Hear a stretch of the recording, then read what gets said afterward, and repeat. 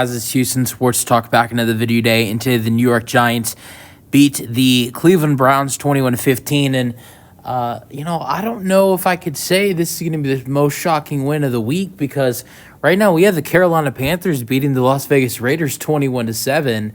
Although I think it's a lot harder to offensively put up 21 points against this Cleveland Browns defense on the road with a terrible quarterback like Daniel Jones. Compared to the Raiders.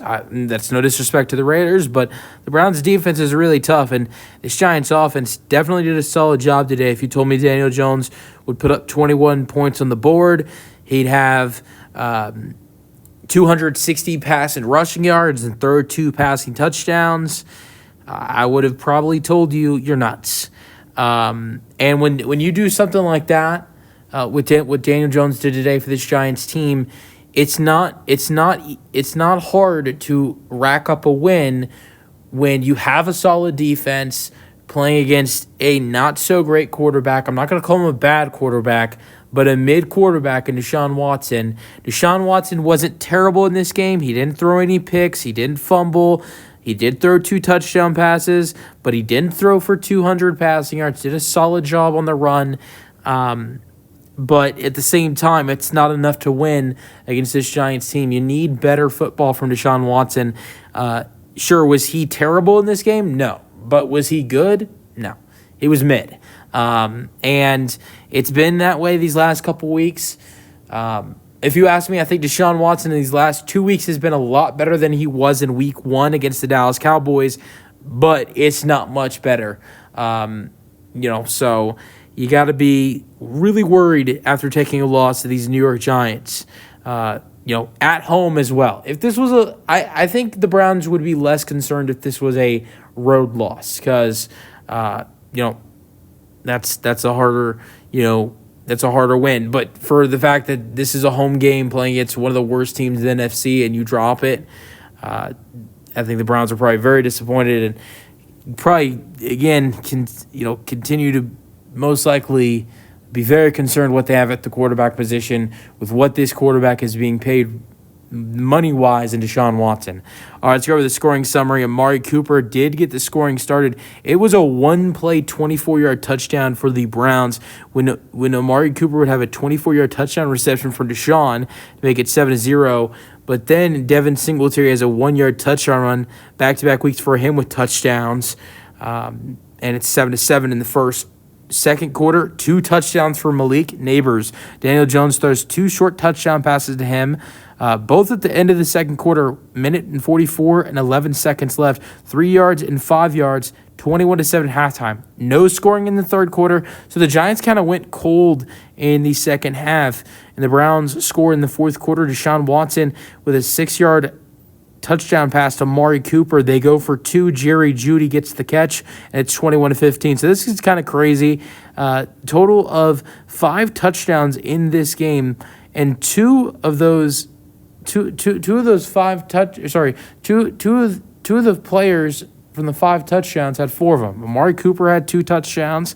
Malik Nabers had 2 touchdowns. The only player who didn't have double touchdowns was Devin Singletary out of the players that scored touchdowns in this game. All right, game leaders, Daniel Jones, 24 for 34, 236 passing yards, 2 passing touchdowns. Watson, 21 for 37, 196 passing yards, 2 passing touchdowns. Devin Singletary is really good in the run game in this one. 16 carries, 65 rushing yards, 1 touchdown. Jerome Ford, I feel like you have to have him be better in this game in the run and maybe get him a little bit more involved if you want to win. 10 carries and 37 rushing yards is not enough. Malik Nabers was amazing. 8 receptions, 78 receiving yards, 2 touchdowns. These last 2 games, he has over 200 receiving yards. Amari Cooper had 7 receptions, 86 receiving yards, and 2 touchdowns. First 2 games, he was really bad. So it was great to see Deshaun get him involved. And, Deshaun and Amari were, finding each other for some nice plays, but still, it wasn't enough to win this ball game.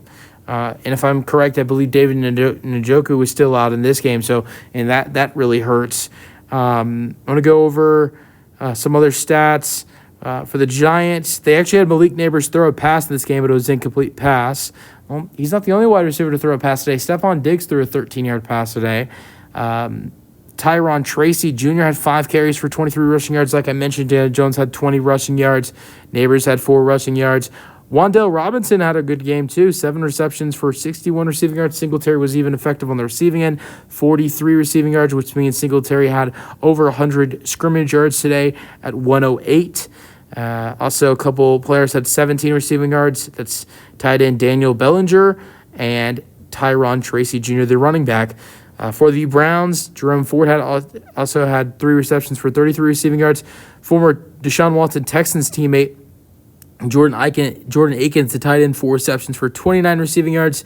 Judy had 4 and 27 receiving yards. All right, fumbles.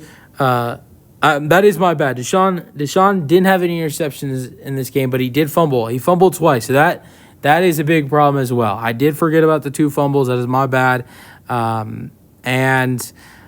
So yeah, that was really bad on Deshaun's end.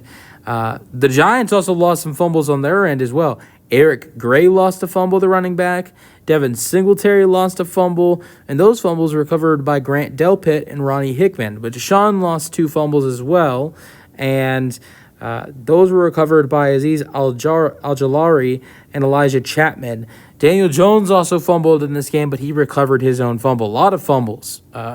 Both teams not being too careful with the football. All right, defensive stats. Grant Delpit led the Browns in tackles with 10.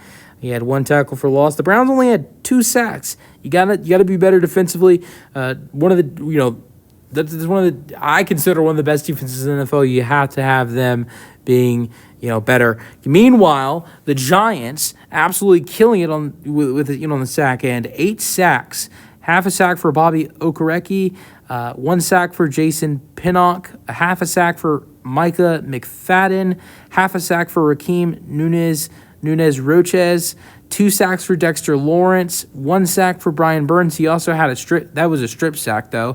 Elijah Chapman had a sack. Kayvon Thibodeau had a half a sack. 1 sack for Azeez Ojulari.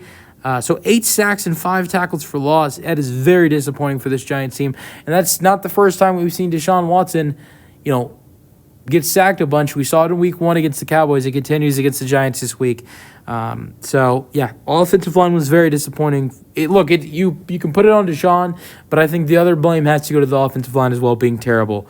No interceptions in this game. And that was really it to recap this game. Great win for the Giants. They'll have an interesting one on Thursday night when they play the Cowboys. With the Cowboys struggling offensively, we saw them lose last week 44-19 against the Saints. This week they're down 21-6 at halftime against Ravens. We'll see how that one ends. But outside of having a solid game in Cleveland, which with what we saw this Cleveland defense do today, that doesn't look too impressive anymore.